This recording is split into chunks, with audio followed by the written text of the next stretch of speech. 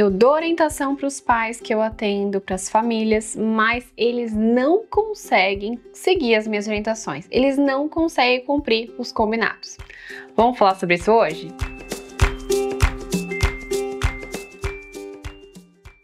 Oi, eu sou a Caroline Ferreira, sou psicóloga, analista do comportamento, atuo com autismo faz mais de 10 anos e hoje o nosso tema vai ser sobre orientação parental. É muito comum que os profissionais cheguem para mim falando: Carol, eu oriento aquela família, eu dou as orientações para os pais, faço 100 mil estratégias para que eles sigam as instruções e nada. Na verdade, essa é uma questão muito comum e uma das questões principais do porquê tão comum que os profissionais tragam isso ou sofram isso na prática é justamente porque pode focar muito mais na parte de dar orientações e muito menos na hora de entender o contexto dessa família. O que eu quero dizer com isso? Muitas vezes a gente está tão focado ali em conseguir construir o melhor ambiente para aquela criança, conseguir construir as melhores condições ambientais para que ele responda melhor, para que zere interferências, para que, enfim, as habilidades essenciais se desenvolvam, mas a gente não lê direito o contexto da família.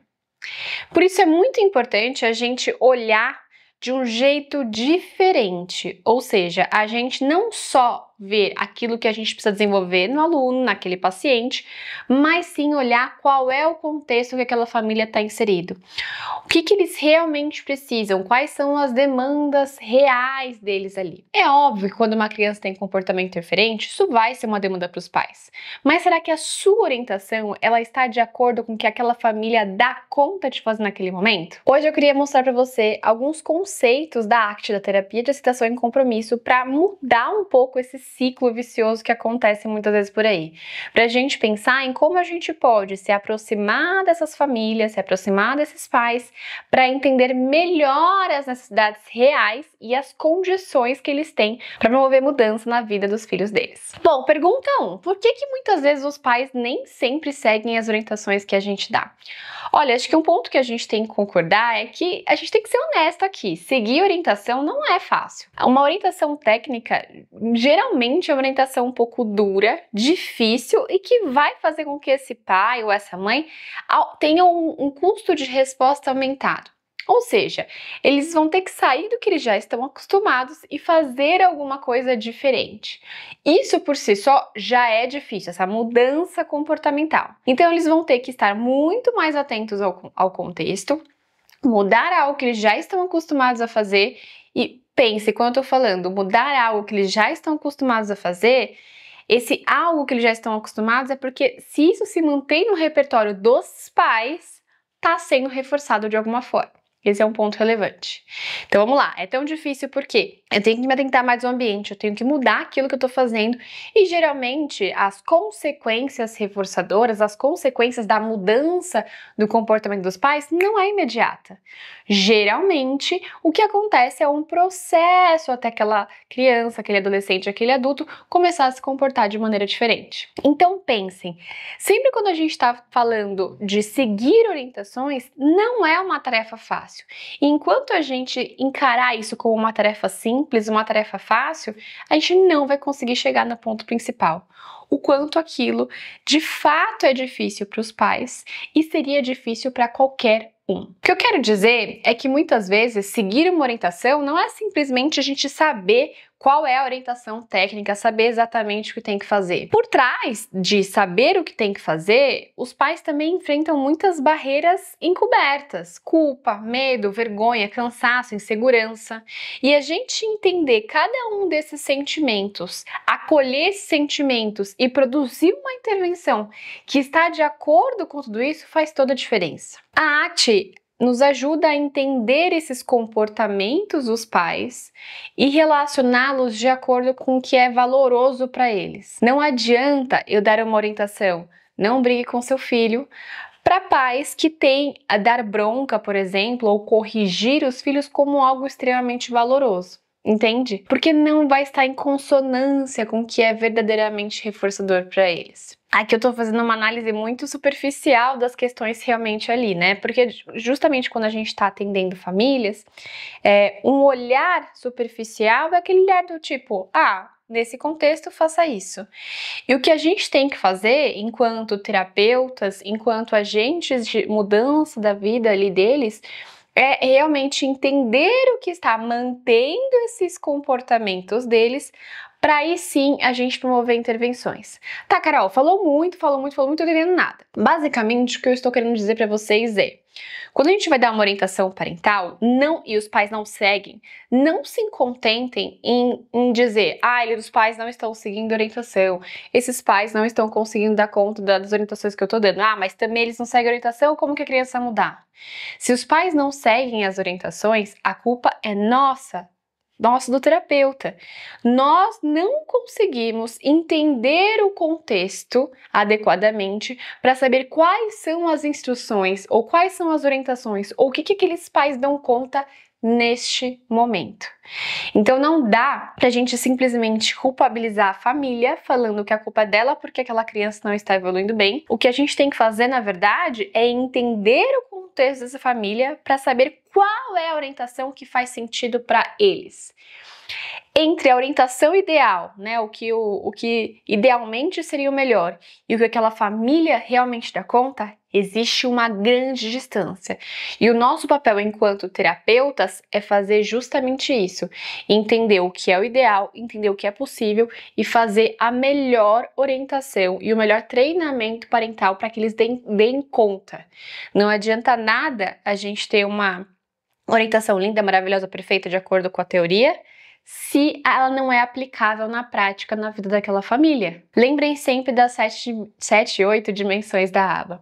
Se a gente não consegue aplicar essas orientações, a gente não está fazendo com que essa prática seja efetiva, a gente não está conseguindo que isso seja generalizável e, portanto, nossas orientações não estão fazendo parte de uma intervenção baseada em APA. Muitas vezes, os pais podem evitar aplicar uma estratégia porque não querem ver o filho frustrado, porque não querem enfrentar alguns comportamentos interferentes, o que é super justo, e muitas vezes porque eles também são reforçados negativamente. Então, eu fazer alguma coisa me livra de uma situação aversiva para mim. Então, eu conduzir uma birra no shopping, por exemplo, de uma certa maneira, vai me aliviar um sentimento de culpa ou de vergonha em relação às outras pessoas que estão assistindo aquele contexto no shopping. Então vejam que sempre quando a gente fala de orientação parental, a gente tem que ter um cuidado muito importante, que não é só aquilo que é o ideal, é aquilo que é possível. E como que eu sei o que é possível para cada família? A primeira coisa que a gente tem que pensar é que se aqueles pais não estão seguindo aquela orientação, de fato aquela orientação não está adequada. Então algumas estratégias a gente pode tomar para entender melhor o contexto deles. Primeiro é observando realmente, entendendo um pouco mais do contexto dessa família, ter mais observações reais ali do que está acontecendo. Outra coisa é a gente fazer algumas perguntas direcionadas. Por exemplo, o que torna difícil para você aplicar essa orientação? Essa orientação está fazendo sentido? Qual parte dessa orientação não está confortável para você? O que você sente na hora que você está aplicando isso com ele? O que você acha que ele está pensando quando você está fazendo isso? Essas perguntas parecem um tanto ingênuas, mas elas nos dão uma ideia do que esse pai está sentindo, do que ele está pensando e do que é valoroso para ele enquanto parentalidade. Entender isso vai ser crucial para a gente dar a melhor intervenção, a melhor orientação possível. Por exemplo, vou contar um caso para vocês. Eu entrei como supervisora no caso de uma criança, e era uma criança já mais velha, com 11 anos, enfim. E quando eu cheguei no caso, né, eu fiz as observações e basicamente eu via que aquela criança estava emitindo comportamentos interferentes, a mãe estava dando bronca e a criança estava aumentando esses comportamentos. Então, claro, ela estava dando risada das broncas, ela estava gostando claramente do que estava acontecendo ali. Só que vamos pensar cá com nossos botões. É uma criança de 11 anos que tinha intervenção desde os 3. Você acha que nenhum outro analista do comportamento não orientou para essa mãe que não era para ela dar bronca? Difícil, né? Muito possivelmente isso já foi orientado para ela. Porém, quando a gente olha, você fala, nossa, mas como assim? Isso já foi orientado, ela não conseguiu cumprir. Então, meu pensamento foi justamente esse. Se isso, com certeza isso já foi orientado e com certeza ela não deu conta de cumprir. Vamos entender com ela por que dar bronca é tão significativo, é tão importante, por que aquilo serve para ela. Entendendo um pouco mais o contexto, eu entendi que para essa família, que veio aí de um histórico de reforçamento, de que bronca fazia sentido, de que era educar e etc., a gente entendeu ali naquele contexto que dar uma orientação, não dê bronca para sua filha num contexto com ela tendo comportamento diferente, não iria se manter. Aqueles pais não topavam porque não estava alinhado com os valores deles. Aquela orientação não fazia sentido. Por mais que eu explicasse por reforçamento, diferencial, blá, blá, blá, blá, blá. Não fazia sentido. Eles não conseguiam aplicar. Então, a minha estratégia foi ao contrário. Eu entendi isso e basicamente o que eu disse foi: olha, eu entendi que para você dar bronca é uma coisa que é importante, que faz parte da educação que você dá para sua filha. Mas vamos pensar numa coisa diferente? Você sabe também, porque muitas pessoas já te orientaram, que também essa bronca aumenta esses comportamentos acontecendo. Isso é o que você vê no dia a dia. Você dá bronca e esses comportamentos se mantêm. Então, estou sendo reforçado. Vamos fazer uma estratégia diferente? Você pode até dar sua bronca, mas quando ela estiver linda, maravilhosa, perfeita, aí você vai encher ela de atenção. Você vai reforçar muito mais. Eu trabalhei aí com uma lei da igualação, que era uma estratégia de DRA sem extinção. Então ela ia poder continuar reforçando no adequado, dando broncas, mas quando essa criança fizesse adequado, ela teria muito mais atenção. Aí fez super sentido para essa família, a mãe aderiu super a essa orientação e os comportamentos diferentes zeraram. O que aconteceu, na verdade, nesse caso? Quando a gente entende melhor o contexto da família, o que é valoroso, o que eles sentem com cada orientação que a gente dá, o que eles sentem com aqueles contextos que são difíceis, a gente tem que pegar todas essas pecinhas e conseguir formular uma orientação que caiba na demanda e nas necessidades daquela família. Lembrem sempre que uma orientação não é uma boa orientação se aquela família não conseguir aplicar. Então, quando a gente está falando das estratégias da ACT para basear a orientação parental, tem alguns conceitos que são importantes. Primeira coisa é a gente usar da validação da desfusão. Quando um pai ou uma mãe